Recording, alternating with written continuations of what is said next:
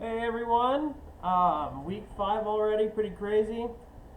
So this week we're talking about adolescence and impulsivity and risk taking, which is definitely the definition of adolescence. And we're applying this to ourselves, so it may get a little personal. But I just want to say thanks in advance to everyone for doing it.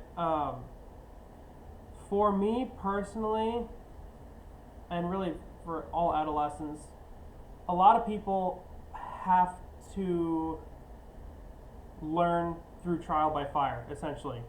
So I know now that I'm more grown up and I see younger adolescents making mistakes, and I can see things that they're doing in their lives that are progressing towards a mistake that I have made myself, and I try to talk to them.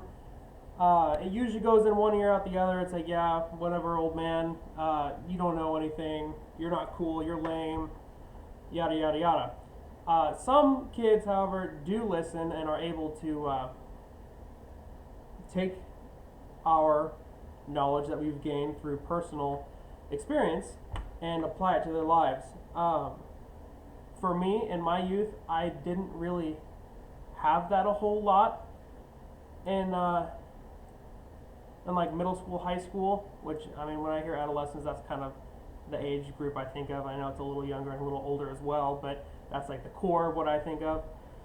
Um, so one example of both impulsivity and risk taking for myself, it was, I think it was my sophomore year of high school. I was always kind of a goody kid, for the most part. Maybe my parents would say otherwise, but I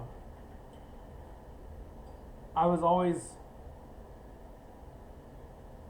well, maybe I wasn't always goody. I would talk back, but my parents, kind of my dad especially, ruled with an iron fist, and he would ground us for every little thing. So I'd be cooped up a lot. So one day I decided, you know what? I want to go see my girlfriend. I'm going to sneak out of the house. So uh, I waited until they went to bed, or I thought they went to bed, and I snuck out my window and met her like 6 blocks away. She picked me up and we went somewhere. Nothing crazy happened, but, well, something did crazy happen. So anyways, we were just in the car, nothing crazy, just kissing here and there. And she gets a call from her parents saying, "Where the heck are you?" And she's like, "Well, we're in a parking lot at the high school."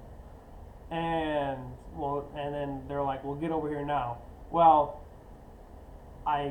we drive over there, and my mom is there, and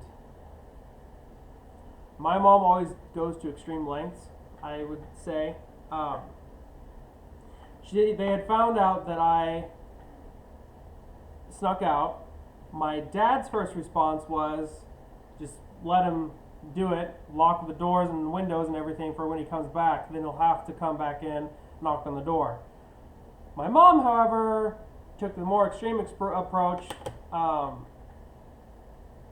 Both, I guess, I would have learned my lesson, but my mom actually called the cops on me and went over to my at the time girlfriend's house, and was like freaking out and yada yada yada. So when we got there, the cops were there.